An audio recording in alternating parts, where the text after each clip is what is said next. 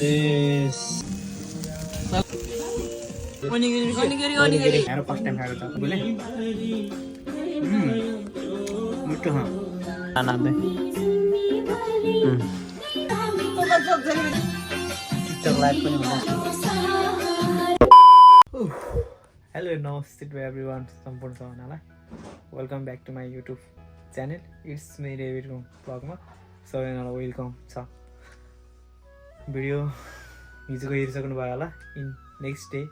next blog जापानको चाहिँ नियम हेर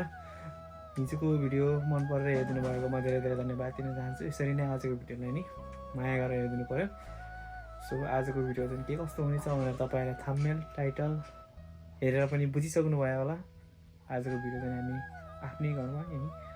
बारबिक्यू गरेर खाना लागेको छौँ सो यसलाई पनि माया गरेर हेरिदिनु पऱ्यो लाइक एन्ड सब्सक्राइब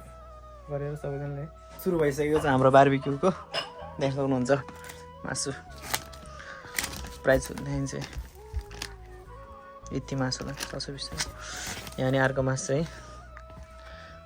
यो चाहिँ विङ्स भइहाल्यो यो चाहिँ नि क्र्याब कि क्रप भन्छ नि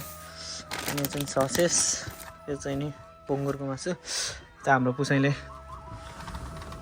मासु पोल्दै हुनुहुन्छ यता हेर्नु त धुवै धुवा भएर हामीले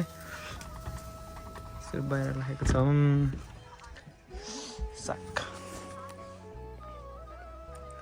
सर के लाउनु पर्दा नि हाम्रो फर्स्ट बाइट मासु पाक्यो है ल खाऊ ल खाऊ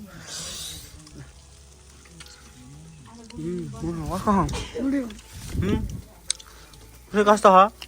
स्वीट मिठो होइन पनि पाक्दैन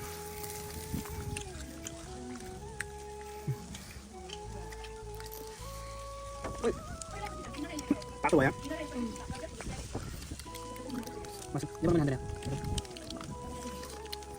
यहाँ हुन्छ नि यहाँ मासु पोल्दै सोल्टी र मजा नि सोल्टी कस्तो भयो अरे अनि खान्छु है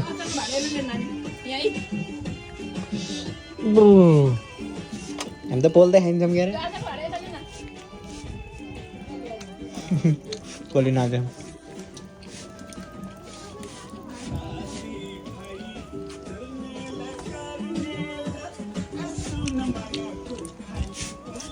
या सो हाम्रो चाहिँ खानपिन सुरु भइसकेको छ हाम्रो खानपिन चाहिँ नि टक्क हावाको लहर खिच्दै हामी चाहिँ नि यहाँ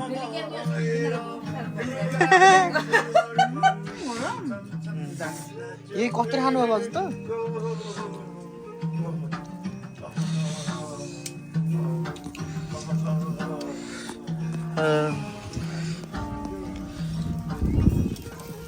नखानु न के चिज हो फुपूले खुवाउनु भन्नु लाग्यो मलाई ओनिगिरी भन्छ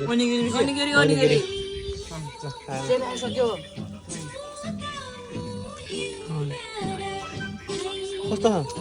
छ हामी के हाल्नु अरे फुपू मासु काँचो मासु हाल्छ यस्तोमा सुसीमा होइन यता फेरि अर्को झिङ्गा बोल्दै हाम्रो पुछाइले त्यो सुसीमा त काँचो मासु हुन्छ माछा हामीले खाएको थियो के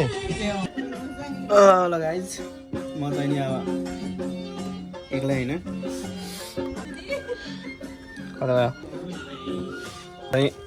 तातो गर्दै मैले चाहिँ नि चिसो भएर के भन्छ ओनिगिरी भन्छ है यो चाहिँ नि यहाँ आएर फर्स्ट टाइम खाएको तातोमा चाहिँ घरमै बनाएको होममेड फुपूले मिठो हाँ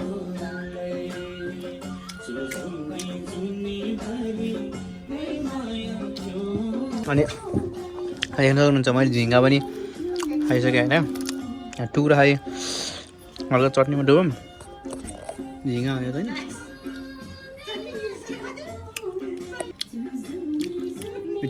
अनि फुपूहरूभित्र आफ्नै पारा नाच्दै रमाइलो छ रमाइलो